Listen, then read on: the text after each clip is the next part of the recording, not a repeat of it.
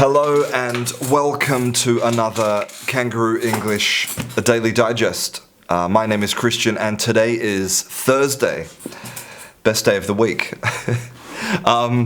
Today I am not going to be talking about this very old book. Today I'm going to be talking about something that I know that you're going to enjoy. Do you see what I did there? This is a facial gesture called a wink. Now, if you've been studying English for a long time, maybe you've heard about winking, which means to close one eye, which is different from blinking, which is when you close both eyes at the same time. Now, winking is also different because winking is a voluntary action, like I choose to wink, right? Yeah. But blinking is involuntary. We do it, every few seconds, to keep our eyes moist. It's not something we do deliberately, right? It's involuntary. So it's a big difference. Now, there's some interesting things about winking which I want to talk about because remember that language is part of culture. And of course, culture is different in every country. And things that are appropriate and correct in one culture can be very inappropriate in another culture. And gestures, like winking, are a type of language. They're non-verbal communication. And so it's important to understand what winks mean in general in English cultures, English-speaking cultures. So now again, I'm talking in general. Of course, there's exceptions and, times are changing, whatever. But there are some general kind of rules, right? So the first one is that winking has a kind of sexual connotation. So if I see Scarlett Johansson, wink at her, it's like, I'm saying, it's like a non-verbal way of saying, I find you attractive, let's go and do the horizontal lambada. Okay, so winking is, and part of the reason that we use it in this way is because it's silent, right? Because it's silent. Now, you have to think that there were times when, society, I'm talking about English society, was very conservative. And so, you didn't go up to a woman in a bar and say, hey, you're hot, give me a number, I don't know if people even do that now, but so you needed silent and more soft ways to communicate something like sexual attraction. So you could wink. Right? So it was like a softer version of that. Now, this then kind of leads you into another meaning of wink, which is about having a kind of secret, right? So, imagine old society, I wink at you because I find you attractive. It's something which we're doing in secret, in silence between us. And so another use for the wink is to say that we have a little secret. So for example, imagine if you have two children. You have a younger child who is 2 years old, and then you have a teenage child. So maybe you say to the child, "Oh, tonight Santa Claus is coming to bring all the presents." And then you look at the older child and you wink.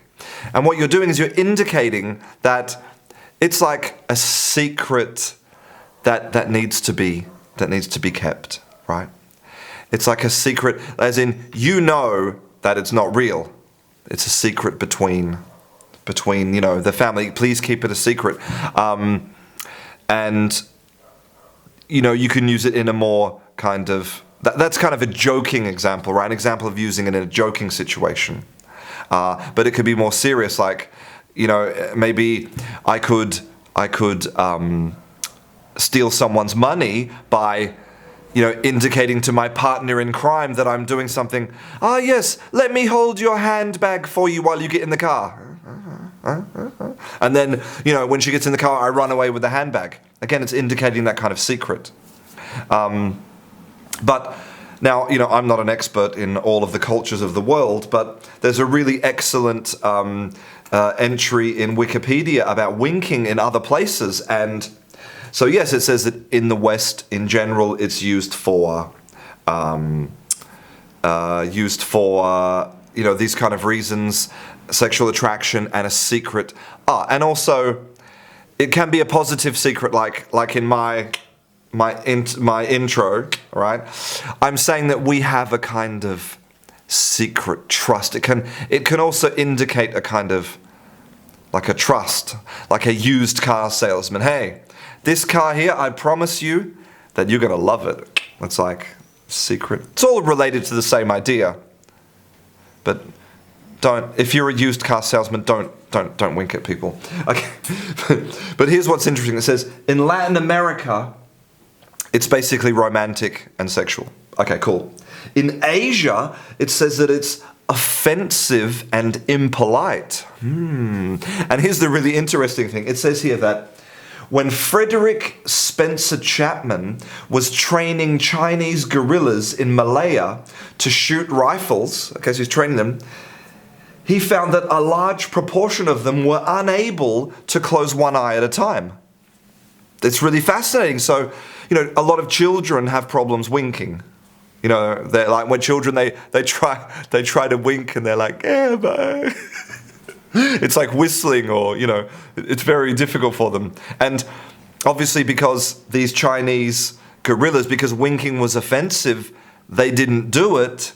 They didn't get any practice. They didn't know how to do it. Isn't that fascinating? Isn't that fascinating? And finally it says in Africa, it's used to tell the children to get out of the room because children shouldn't be in the room during adult conversations. Now, well, it says West Africa. That's still a very, I know there's lots of different countries in West Africa, presumably with lots of different cultures. I don't know if they all have the same thing or not, but apparently in West Africa, if you wink at your children should go away because it's mummy and daddy time, right? Time to talk serious. Okay, so why am I telling you all this about winking and blinking? Because winking is about closing your eyes.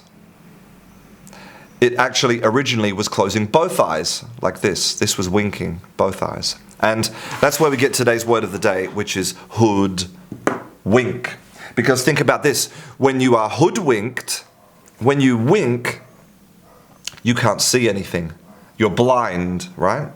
And in the past, if you had a prisoner, or like a prisoner, for example, or maybe a hostage, or if you're a criminal, what you do is you put a hood over the people's, like normally I wear a hoodie, but today I'm not wearing a hoodie, but you put a hood over the people's heads so they can't see where you're taking them, they can't see what you're doing to them, okay?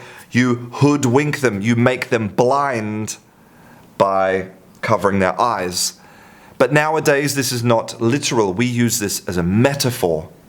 To hoodwink people is the opposite of yesterday's word of the day, which was to debunk. To debunk is to show the truth, to open people's eyes to the reality. To hoodwink them is to do the opposite. It's to close their eyes. And there's, unfortunately, lots of teachers and institutions out there who are hoodwinking. Yes, that's right. I'm about to launch on another tirade against the establishment. No, please don't be hoodwinked into believing that learning a language is easy or that somebody has the magical technique. Learning a language is really hard, and there is no secret, but it is the most rewarding thing that you'll do. You will never regret learning English. So don't be hoodwinked. Debunk. Have your mind blown open.